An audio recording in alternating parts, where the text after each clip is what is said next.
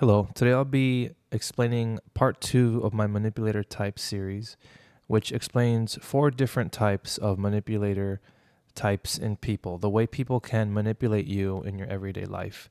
Whether you're at work, whether you're in a relationship, you're with your friends, whatever situation you may be in, you'll find that you'll encounter these types in your everyday life. And if you haven't seen the first part, you can check that out on my channel. And you don't have to necessarily watch the first one first, but you can watch this one and then check out the other one. Or you can watch them in order, however you would like. But to get the full idea, definitely watch both parts. And with that being said, we can move on to the first manipulator type, which is going to be the bully. And for this one, you can think of your regular playground bully who just takes advantage of people. They can be very aggressive, cruel, and they use aggressive behaviors and tendencies as a form of control. So lots of physical manipulation as well as verbal insults. They're just there sort of to make you feel bad, and they don't care how they make you feel because the intention is to be a bully, to hurt you, whether that's using aggression physically, using intimidation, and even just humiliating you and insulting you. They make you feel bad on purpose, and they really don't care. They're just going to get their way, and they're going to use force, and they're going to use their power, whether that's at work or wherever it may be, physically, to get what they want from you. And the bully really makes people feel like they have a sense of they can't stand up to them because they will use whatever tactic it takes.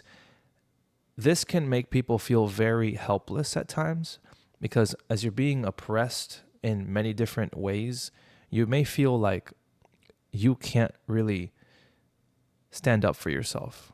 And it gets very difficult once you've been bullied for a long time. You sort of hold on to feelings of resentment towards people, and then you have a hard time sort of trusting others at the same time.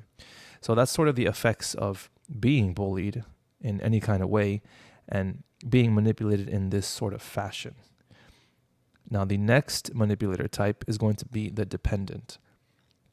And this one's very interesting because they have a really high level of dependence on others.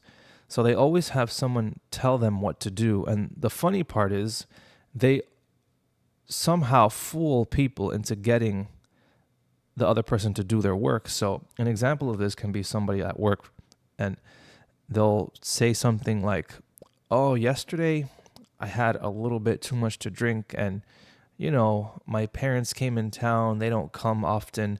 And so I can't do this assignment. Oh, can you do it for me? I know you're really nice. And they try to put their responsibility on anyone else. So they sort of sponge off people. And what I mean by that is they take advantage of people. They put all their stress onto others, in which any decisions that need to be made or any sense of responsibility that they have, they will put it on someone else. So they don't have to stress about anything.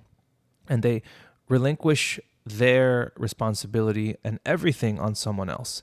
So again, in the workplace, this is that person who somehow makes you do all of their work or somehow makes you plan for everything. In a relationship, it can look this way. So if somebody is planning everything and they're really stressed about it and you want to help, sometimes the other person can put all of the responsibility on you, and then you're left with the stress of planning everything, figuring everything out, and the person doesn't have to worry about it, and they just kind of go along for the ride. So they're very dependent on other people, and they really are good at making sure that they don't stress about anything, that they don't have any sense of responsibility. They can get people to do things for them, and they sort of sweet talk and get their way with others, and they know what to say and they know how to do it. So they are overly dependent on others. They're sort of the opposite of like the leadership role. They're just the followers, but the followers where they want somebody to just lead for them. They don't really want to be a true follower, if that makes sense. They just want to leech off of people and let them lead. Take all the responsibility, all of the stress, while they just sit back and go along for the ride for free. The next manipulator type is going to be the blamer. So this person blames you for everything. And this one is particularly harmful because as you experience lots of blame in your life, you can actually develop a sense of you're always wrong and there's nothing that you can ever do to be right. So they're very harsh, very critical. You can feel like you're being judged for everything that you do. So even if you go along with the blamer's ideas, they can still blame you if things don't go how they wanted it to go. So they may come across as a know-it-all, like their way is the best way. They don't trust others. They sort of think that their ideas and their ways of doing things is the best. And even if you were to execute their plans exactly how they wanted, if somehow it came out the wrong way, that's going to be your fault. And if you try to bring it back to them and say, but I did everything you told me to do, they'll still blame you. No matter what you do, you're going to be at fault. They're always going to blame you. Everything you do is wrong, period. And they'll make sure that you know this. It's very, very hard to deal with at times. And once you're blamed a long time, as I mentioned earlier, you just begin to think that you're a huge problem, that there's nothing you can do. When you're blamed so often, you start to judge yourself. You start to not trust others. And then you start to doubt yourself. You think that there's no way that you can actually do anything in your life because you've been blamed for so long. And this is why this one's particularly harmful, because you don't want to blame and you don't want to be blamed. Because even as you blame others, you're taking accountability away from yourself, when all you got to do is at least admit that your way is not always the best way. And if there is a mistake, you can fix it. There's no point in blaming others, making somebody feel like they can't accomplish anything in their life. And this is often what happens with blame. Blame is a very, very hard thing to deal with. And we're going to go to our last one, which is going to be the victim. So the victim exaggerates their sensitivity. It's kind of like the weak and the downtrodden. They like to play this victim role in which they are always the one that is the victim, the hurt one. They like to play dumb. They also tend to pretend to forget what happened and pretend to be confused. So they will use this to their advantage. This person can pretend that they didn't hear you. They can pretend that they thought you meant something else in order to do what they want to do. So for example, if you told somebody who is the victim to do something, let's use work as an example. You gave them an assignment and you said, I want you to do this assignment. They may say, oh, okay, I'll do it. But secretly in their heart, they didn't want to do it. And they already knew they were not going to do it. But since they're playing this victim role, they're going to not do it anyway. And then they're going to tell you, oh, you wanted me to do that assignment. I thought you meant you wanted me to do this instead. Or they'll forget. They'll be, oh, I forgot. Oh, I'm sorry. All right, I'll do it. And they'll sort of not do it at all until you do it. And they'll pretend that they didn't do anything wrong. So they're always the victim. So they'll put the blame on you in a sense, but in a different way than the blamer. They'll sort of play dumb and pretend like they didn't hear anything. And then somehow they'll get you or somebody else to do it, or they'll do it on their own time. And they'll make sure that you're the one that can be seen as the wrong one. So even if you did something wrong, they did something wrong, they will make sure that they're still the victim. They'll make sure that they are the ones that can't take the blame. They'll make you feel bad for making them feel bad. So they will take on this role of the weak one, where if you make them feel bad, other people will see this and then come back at you for sort of bringing that feeling to them in which you have hurt them. And they will play this role, the victim, the weak one, where they're hurt and then they're going to tell everybody around them that it was your fault.